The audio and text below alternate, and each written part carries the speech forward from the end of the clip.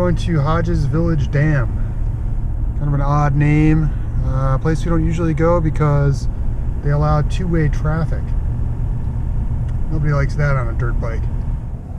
I could tell on the way out that Christmas is coming.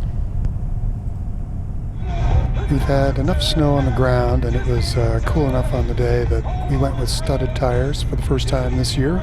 See how that works out. So this is where paranoia kicks in, where I'm like, I tightened everything up, right? The usual high standards of maintenance and upkeep apply, of course. Everything finger tight, at least, probably. Out on the trail, the studded tires felt really strange, very different from the tubeless. It took a while for us to get used to, and it didn't help that the conditions were pretty mixed and we didn't know where we were going. So it would switch from snow back to this pretty nice trail, and like I said, everything is two-way. So you could be bombing down something like this little ridgeline here, which was totally cool to ride. But part of you is thinking, is there a AA rider coming the other way at 25, 30 miles an hour? We did see a couple of people on the day, but didn't come particularly close to anything serious, which is good.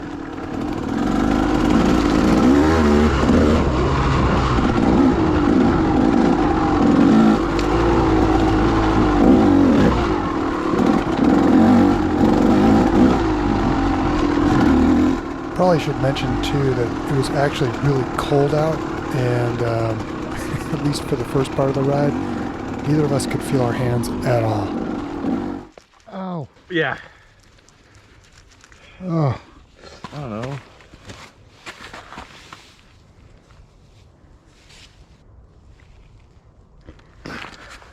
I like the finger check on the bolts.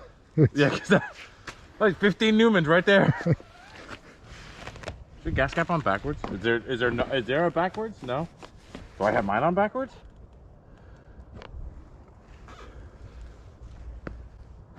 So when guys start checking whether or not your gas cap is on backwards, you know that it's really cold.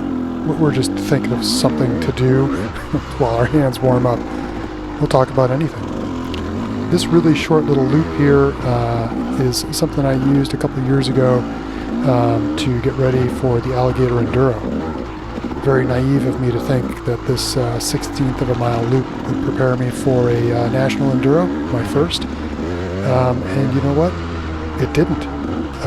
But I still had a fantastic time.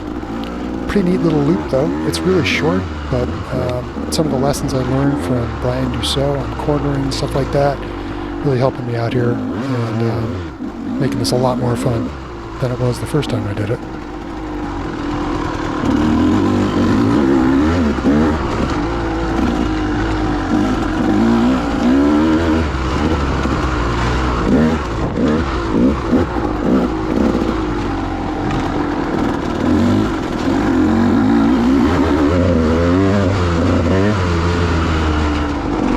So we cut a bunch of laps on that tiny little loop until we were warmed up, and we got onto this central access road. We would see from time to time trailheads like this one. I don't know. Is that the Magic Kingdom? Is that an illegal riding area? I'm not really sure. So we would check them out. It's kind of a gentleman's ride, and we found some good stuff, technical stuff, stuff that was fun to ride.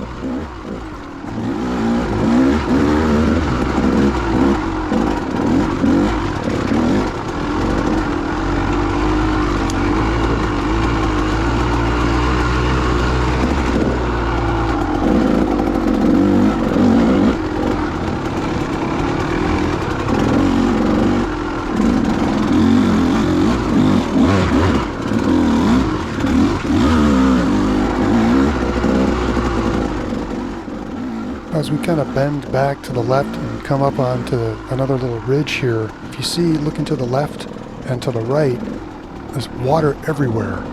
And so as we explored, we kind of saw that everything's pretty hemmed in this part.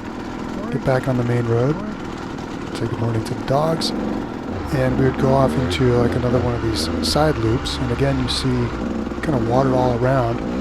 We were hunting for the good stuff. It took us a little while to find it. I mean, this stuff is fun, but we wanted to be on like a big loop.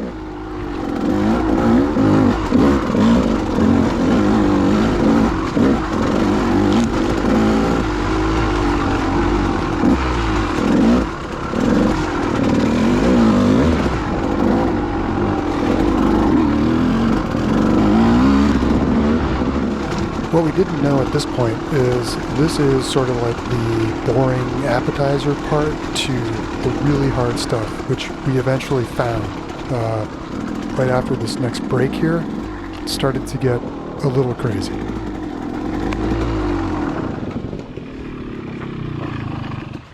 Nice camelback. What's that? It's a nice camelback. Thanks, I know a guy. Ah, there it is. It's a little short though. Whoa, hey, look out. That's a crash. Oh, with the back.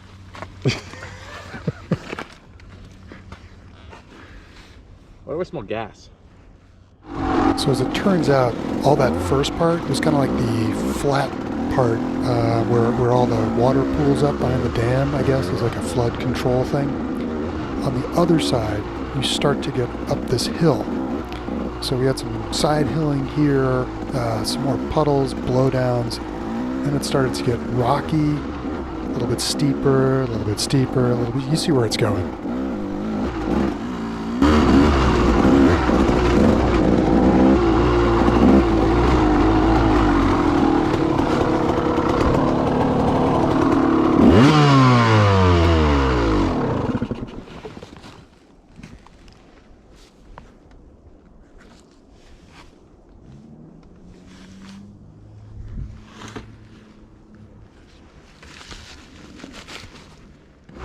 Pretty cool to see a little blood on the trail. I mean, I assumed it was from a deer. I guess it could have been from another rider. Didn't seem like it. Following along on the trail here, it's pretty obvious that's what the deer do too. You see there's another spot coming up right there. That's a pretty decent one. They probably killed that one. But as you can see, right, it's getting steeper, it's getting gnarlier. It's kind of like a combination of Foxborough and East Freetown. Throw in the snow and the spikes. I'm telling you, this is a fun ride.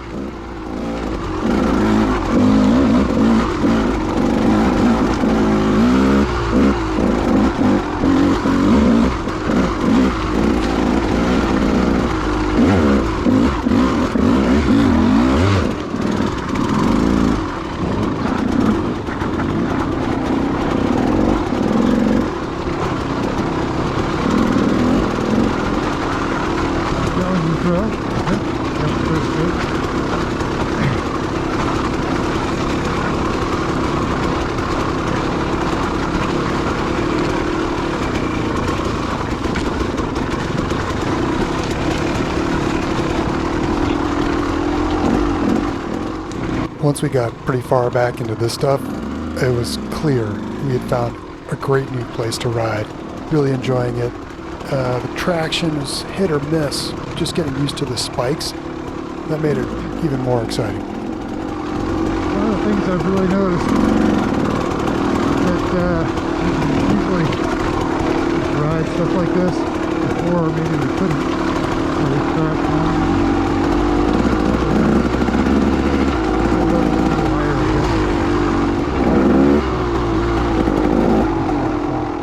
The riding level, I think it is higher.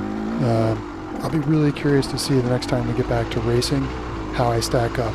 I would love to no longer be absolutely dead last.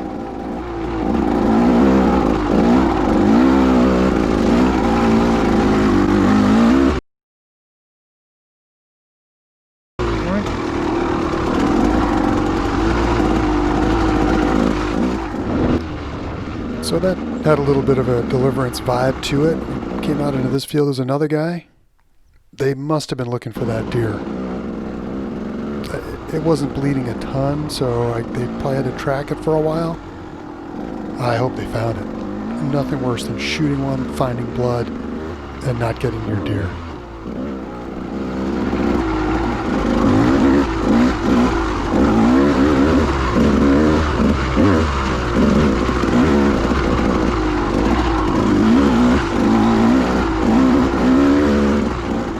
part was pretty funny, bobbing along through the woods here, and I get to like sort of the clearing, and I realize that I can ride down that drop off, but I don't think I can jump over that tree.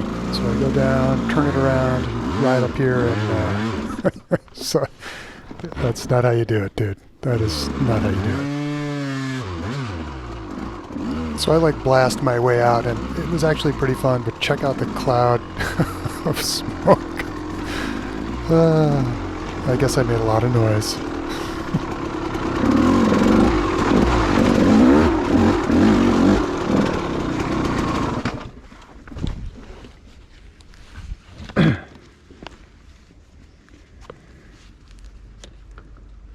You didn't seem happy. So I'm confident that the hiking chevrons are for dirt bikes. Okay. Kidding aside, this orange trail back through at Hodges Village Dam, awesome. Fast and flowing. This will be great when it's totally covered in snow, and it'll be great. I mean, I would come here anytime during the year. I was really feeling it coming to this little rise here. I hit a quick little downshift, and right up we go.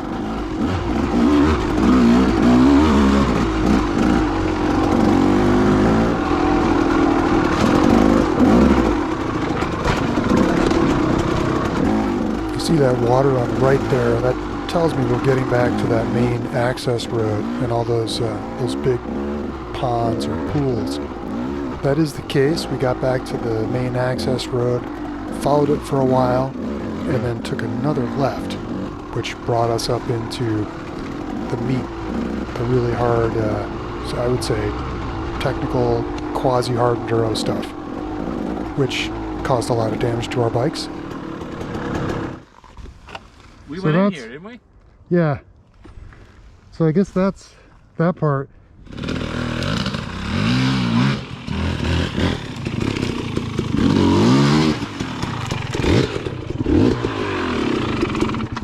Looking good. Yeah.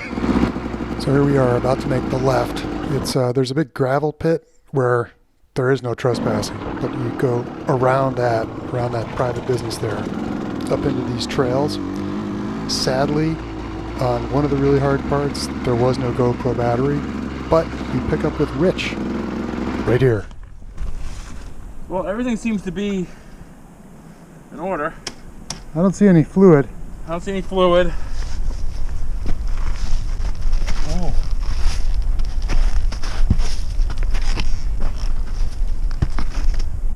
Clutch and my brake are fucked. Not my clutch, I'm sorry, the clutch cover has got a big dent in it. And my brake pedals. So Rich had like inadvertently ghosted his bike up onto one of these, well, it wasn't one of those rocks, but it was a rock just like that, a little bit further down the trail. He's recovering from that cracked, hairline crack in his clutch cover. You could see, Thank you, tree. oh, nice save on the tree there. You could see he's trying to make his way up, and man, it's I wouldn't say it's easy.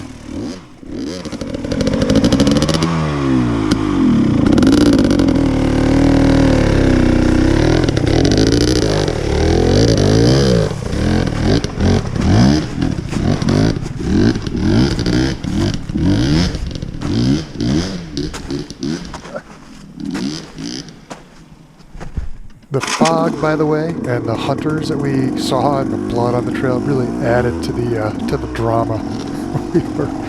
we were waiting to get taken out for riding under some guy's deer stand. It didn't happen that way, which I'm very happy about.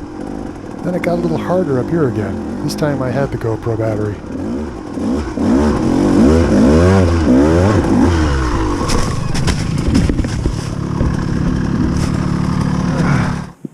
Where did that go? This part seems harder. That seems way hard.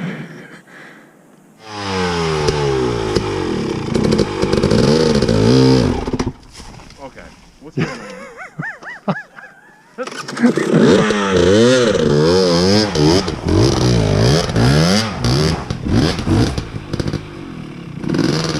This is hitting on the first one. I'm impressed. Alright.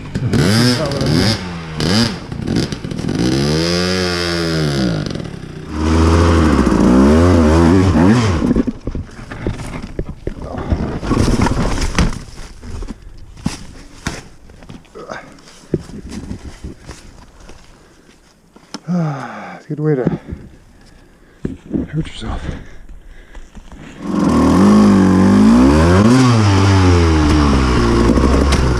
Again. And guess what just happened? My fan came on. Really? Yeah. That's exciting. It forces you here. Okay. You can try to hug that way, but there's a stump.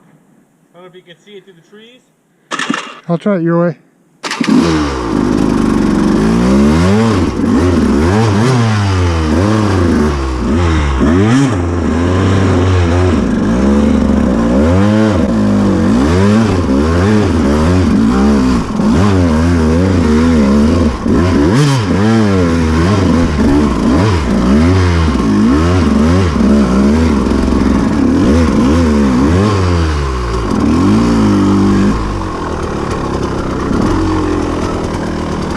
Nice work. I mean, that was pretty tight. It's good. Yeah. Can smell my clutch. My fan came on where it's snow on the ground. We It didn't come on all summer long, but up that hill climb it came on. How come those guys didn't come up here? It's not that it's that hard. it's probably a deer hunter right now who's just got the sights right on my head. Both of ours. Wow, I think I'm neither one of us. Mental breakdown. Yeah, that's a good point. Although I think I think that's because it seems to be like legitimately difficult.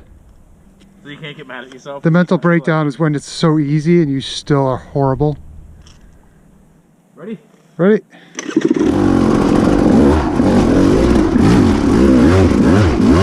Oh, you guys, this is not an easy ride.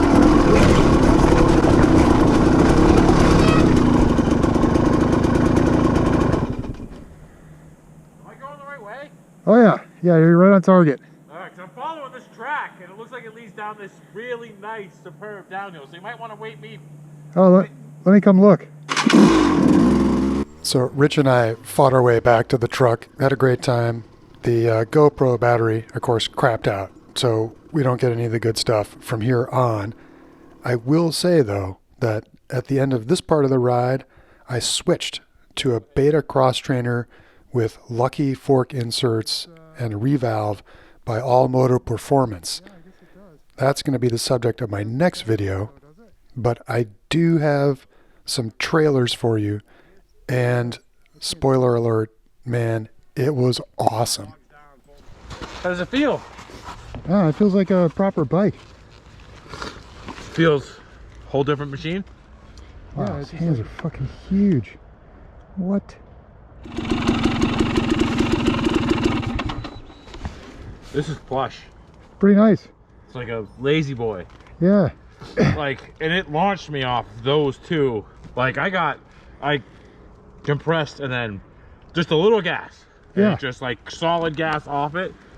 And I was like, oh wow. And then when it came down, like that comes down. This was like on a cloud. I'll go into some detail in the specific video, but for now, let it just be said that Beta Cross Trainer's a proper enduro bike. Thank you, AMP. All right, guys, stay safe. See you on the next one.